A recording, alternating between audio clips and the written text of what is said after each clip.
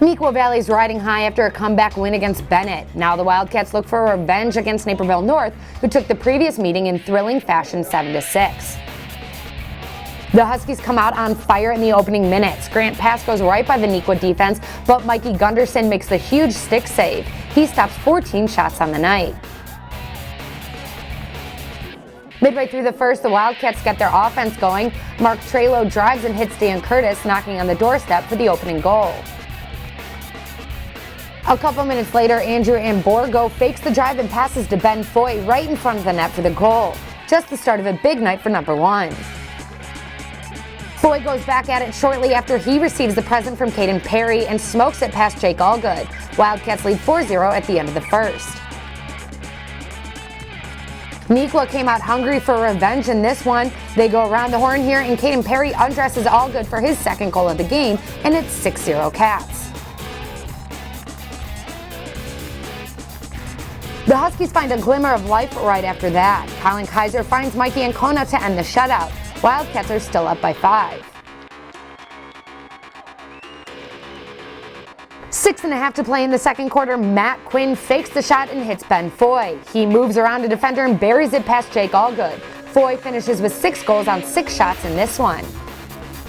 Not much going right for North in this one, but they end the half on the right note. Gunderson gets screened by a defender and ACONA bounces the shot into the net. Neuqua leads 9-2 at the break. Eddie McDonald wins the opening faceoff of the second half and takes it himself. With the open lane, he sprints and scores to give Neuqua a 10-2 lead. CAIDEN Perry has been on fire the past few games, and he stays hot in this one, dodging by a few defenders and smoking the shot past Jake Allgood for his 4th goal of the game. 11-4 Neuqua heading to the 4th. Wildcats don't let up in the 4th. Dan Curtis finds a cutting Mark Trelo, and he gets in on the fun. Let's give the goalie some love. Mikey Gunderson stopped a tenacious Husky attack, and now he picks up an assist, launching the rock downfield to CAIDEN Perry. He goes top shelf for his 6th goal of the game, and the Wildcats are rolling now, having scored 14+ goals in 5 straight games. First of all, it was at our home field, so that's always an advantage. We're used to playing on this muddy field, so that certainly helped us. But I think we also came in with a lot of intensity, and we kind of knew what they were going to do on defense, and it really helped our offense explode this game. The difference between this game and last was we had a lot of off-ball movement, so people were kind of like creasing, and we were getting a lot of open looks. Well, since last game was such a close game, being 7-6, it was great to put up a ton of goals on them and win by almost like 10. I think we honestly just didn't come out as a team. We weren't as usual. We weren't communicating.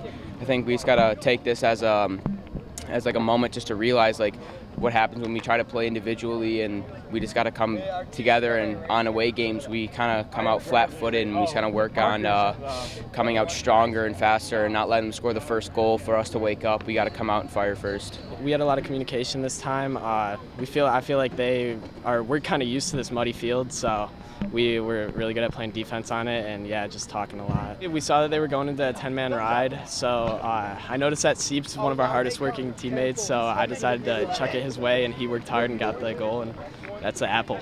They came out swinging on offense. They had a lot of shots in those first couple of minutes, and Gundy really just stayed strong in cage, and we would have gotten down early if it weren't for him and staying so strong, and he's a beast in there.